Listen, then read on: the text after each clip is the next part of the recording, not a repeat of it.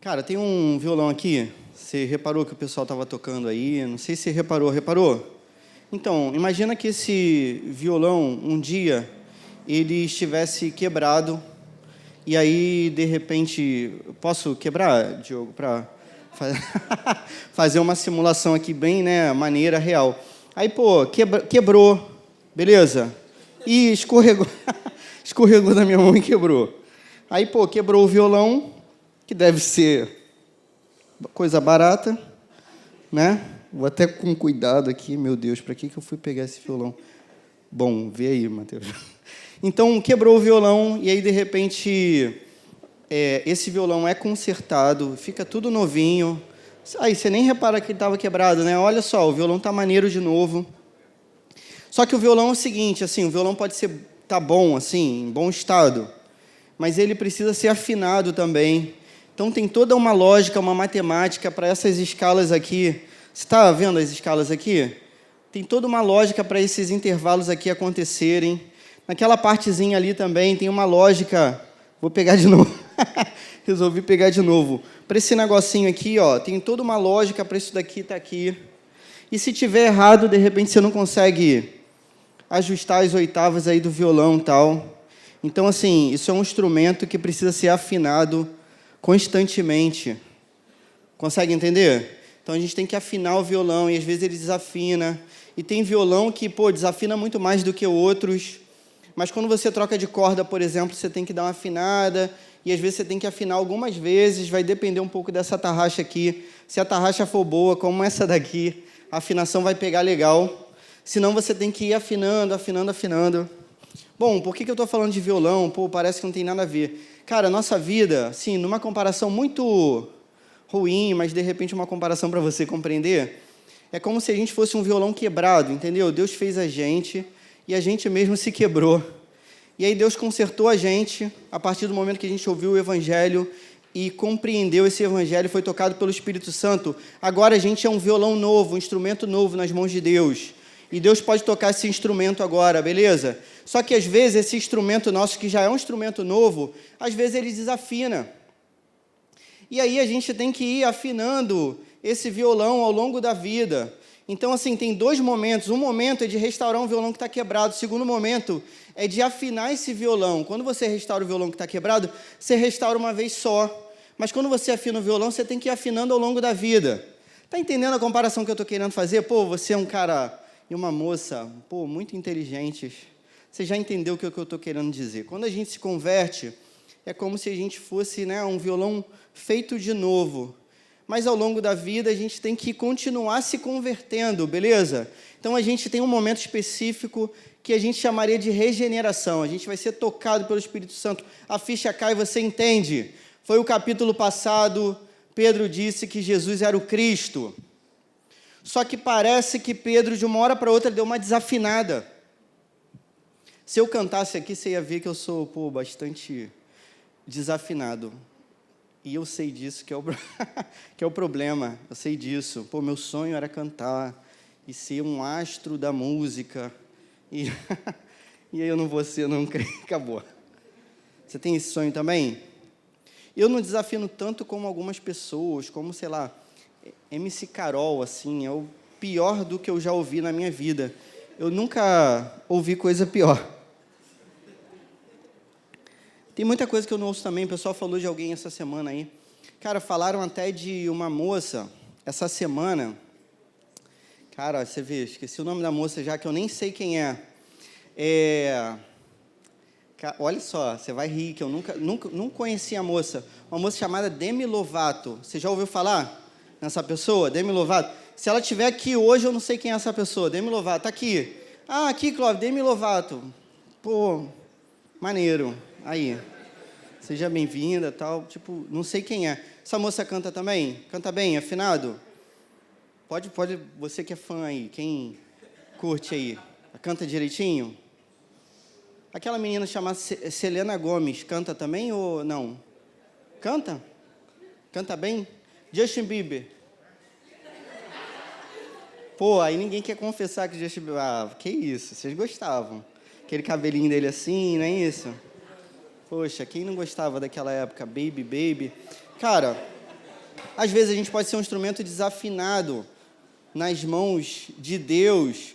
A gente tem que ir se afinando ao longo que a gente vai lendo a palavra de Deus. Se você abrir aí, por exemplo, e você já abriu, não é isso? Marcos 8, o texto vai dizer assim, Marcos 8, 31.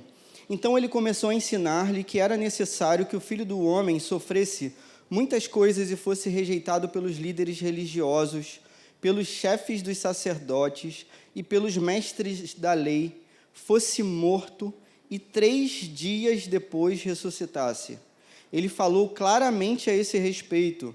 Então Pedro, chamando-o à parte, começou a repreendê-lo. Jesus, porém, voltou-se, olhou para os seus discípulos e repreendeu Pedro, dizendo: para trás de mim, Satanás, você não pensa nas coisas de Deus, mas nas dos homens.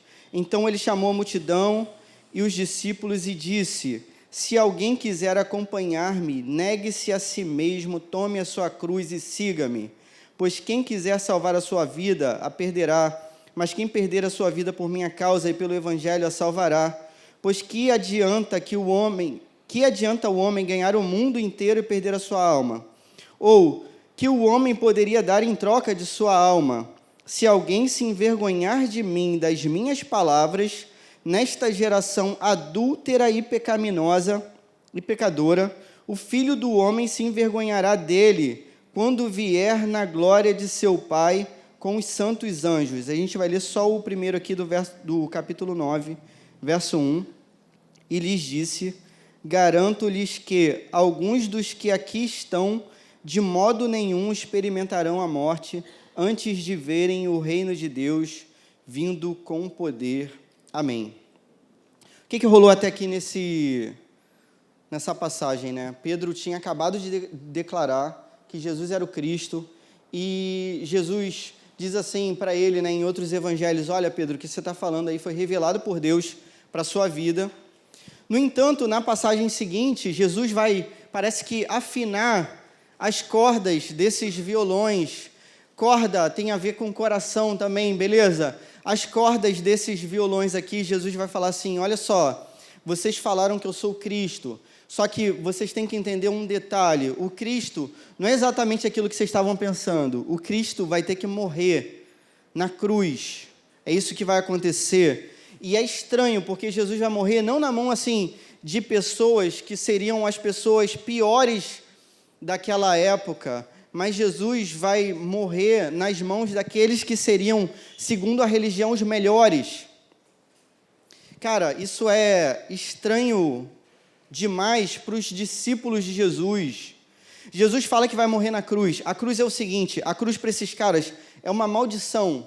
Então, nessa época, se você passasse num lugar e alguém estivesse sendo crucificado, né, ao longe, porque era assim, você crucificava as pessoas no alto de um monte para que todo mundo pudesse ver.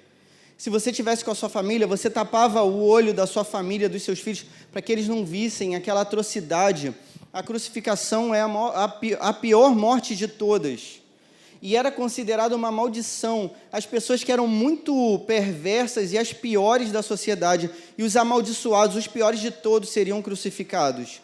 Na cabeça dos discípulos não combina: pô, esse cara é o Messias, o Filho de Deus, o Rei de Israel, como é que esse cara vai ser crucificado? Isso não pode acontecer.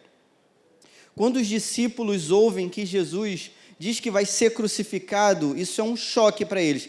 E ele vai ser crucificado não pelas piores pessoas, mas, entre aspas, pelas melhores pessoas. A religião não é suficiente, beleza, para salvar as pessoas. Então, Jesus vai dizer isso para os seus discípulos, e Pedro, como é um cara que sempre responde primeiro, e ele tinha acabado de marcar um golaço, lembra que Pedro tinha acabado de falar: poxa, Jesus, cara, você é o Messias. Como se você tivesse feito um gol a favor do seu time e na jogada seguinte você tivesse feito um gol contra. E aí Pedro vai chamar Jesus à parte e vai repreender. Essa palavra repreensão é a mesma palavra que é usada para repreender demônios. Então, Pedro vai falar para Jesus assim: pô, deixa disso, cara, que história é essa? Você está com a história macabra, né? Pô, uma história pesada, né? O clima ficou ruim, estava tudo maneiro, a gente estava com você fazendo milagres, pô, estava tudo maneiro, você estava multiplicando pães, e a gente estava vivendo bem, agora você vem falar de quê? Você vem falar de cruz, você vem falar de maldição.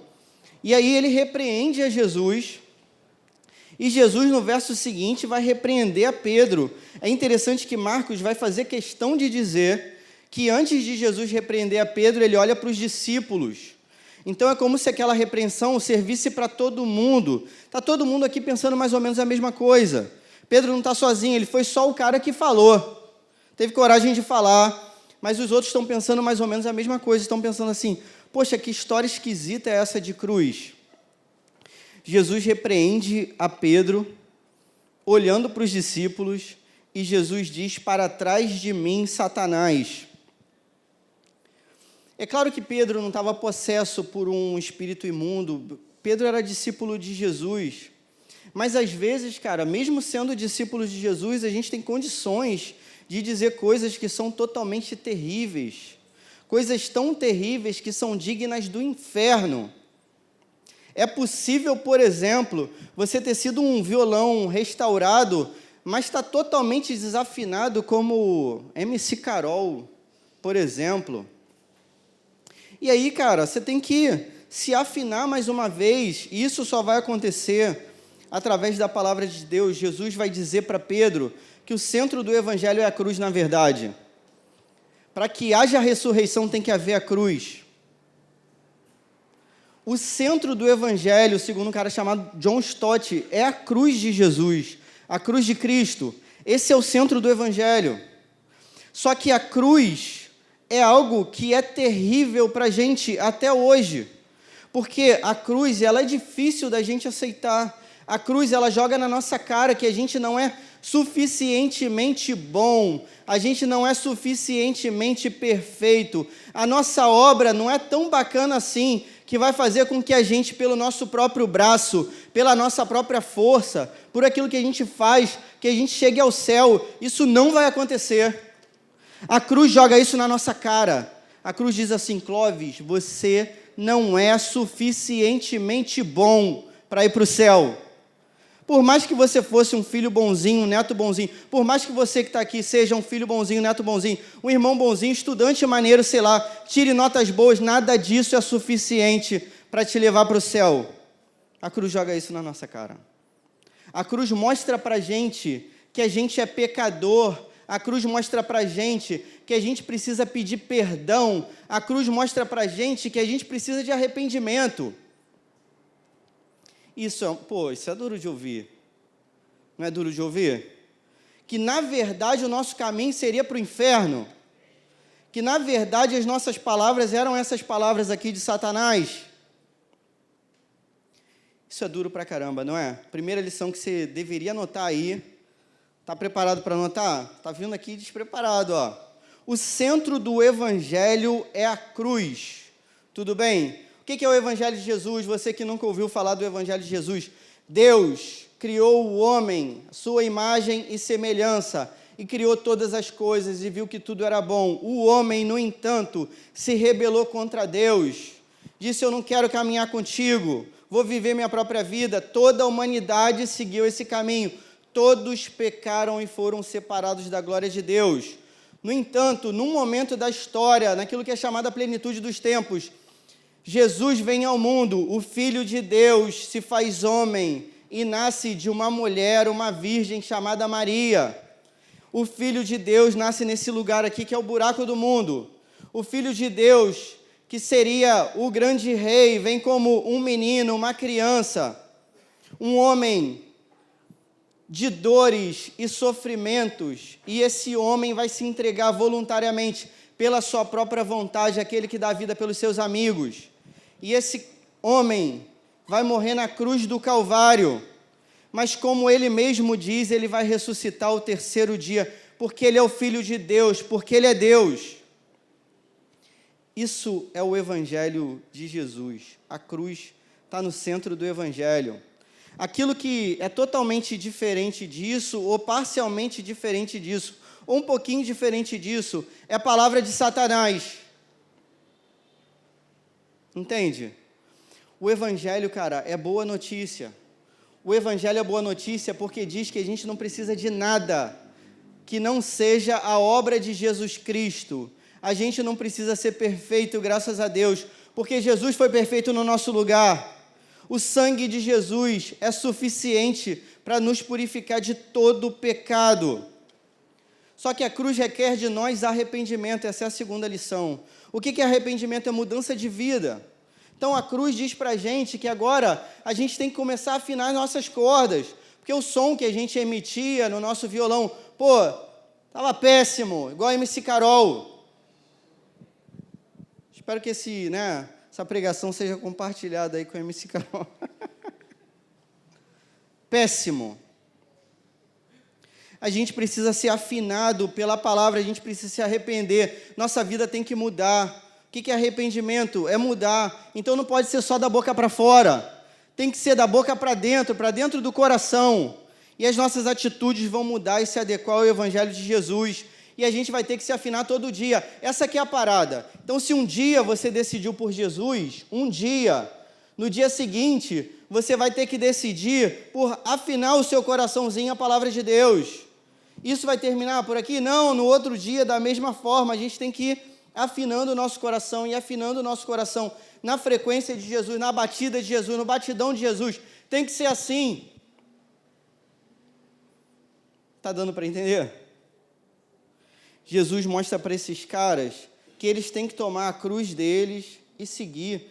E essa palavra é escandalosa para esses caras. Que história é essa? A gente vai ter que tomar a cruz, a gente vai ter que negar a gente mesmo. É o que a gente faz todo dia, né? A gente nega a nossa vontade, a gente nega os nossos achismos. Cara, nossos achismos que diferem do ensino de Jesus, ainda que você ache bacana pra caramba, são campo fértil para a vontade de Satanás. Então, quando você coloca lá na mídia social, eu acho que pode ter aborto, eu acho que é direito da liberdade da mulher, eu acho que, não tem nada a ver eu fumar aquele negocinho, ou tem nada a ver eu fazer sei lá o quê. Cara, esse seu achismo é campo fértil para Satanás. Satanás, beleza? Satanás, arreda-te, Satanás. A nossa vida vai ter que estar afinada com a palavra de Deus. Então, como é que a gente faz isso, então? Como é que a gente muda a nossa vida? É todo dia lendo o Evangelho, e cada hora que a gente lê, a gente encontra uma parada nova. E cada hora que a gente encontra aquela parada nova, aquilo confronta o nosso coração. Quantas vezes eu já me senti muito bem e abri o Evangelho de Jesus e fui confrontado pelo Evangelho de Jesus e fiquei meio mal, depois de ler o Evangelho, que parada é essa? Porque o Evangelho vai fazer isso, vai dizer, está desafinado, Clóvis, está desafinado, não é assim não. Não é assim que você trata seus filhos, não é assim que você trata a sua esposa. E aí eu vou ter que afinar a minha cordinha do meu coração, beleza? E me arrependo e peço perdão na certeza de que eu serei perdoado em nome de Jesus. Amém. Qual é a aplicação então para a sua vida? Todo dia ler essa palavra e todo dia tentar afinar seu coração, esse Evangelho de Jesus maravilhoso. É isso que você vai tentar fazer todo dia, porque vai ter que ser assim até o último dia. Para a gente tocar o perfeito louvor que vai ser no céu, cara, nosso coração vai ser afinado até o último instante. Amém? Segunda aplicação, não adianta só saber o que tem que ser feito, você tem que fazer. Como diz a música do Marcão, o que a gente faz fala muito mais do que só falar. Cara, não é só falar, beleza, é fazer. Está vendo a louça lá na sua casa? Jesus está te chamando, meu camarada, para lavar aquela louça. Está vendo a bagunça que está no seu guarda-roupa? Jesus está te chamando para arrumar essa parada, seu boletim está meio zoado, meio bagunçado. Jesus está te chamando para ajustar esse seu boletim. Seu namoro está ruim? A gente vai falar disso daqui a pouco. Você foi chamado aqui para ouvir sobre namoro daqui a pouco. Entende? Meu relacionamento com meu pai não está muito legal. Eu vou ter que ajustar esse relacionamento com meu pai. Meu relacionamento com os meus amigos não é muito sadio também. Não mostra o Evangelho de Jesus para os meus amigos. Então, vou ter que ajustar essa parada também. A gente vai afinando o nosso coração, a palavra de Deus, todo dia meditando nela e todo dia se arrependendo, e todo dia mais uma vez sendo afinado, e mais uma vez, até o último dia. Amém? Está na disposição de fazer isso? Amém? Eu não estou ouvindo nenhum amém aqui. Amém. Amém. Vamos orar. Senhor, muito obrigado pela sua palavra maravilhosa. A gente te louva. O Senhor é um Deus bom. Pai, em nome de Jesus, afina o nosso coração ao teu, para que a gente resplandeça a face de Jesus para as pessoas que não te conhecem. Em nome de Jesus, que a gente se arrependa de todo o mal que a gente ainda não se arrependeu, que a gente possa caminhar mais parecido contigo, com o teu coração. Faz com que a tua palavra entre na nossa vida e ela encha o nosso coração, Pai. E toda palavra que não é a tua palavra, toda palavra que não é a tua palavra que vem de Satanás, que seja tirada do nosso coração, em nome de Jesus. Pai, a gente não quer achar nada, a gente quer a verdade da tua palavra. É isso que a gente quer. Em nome de Jesus, amém.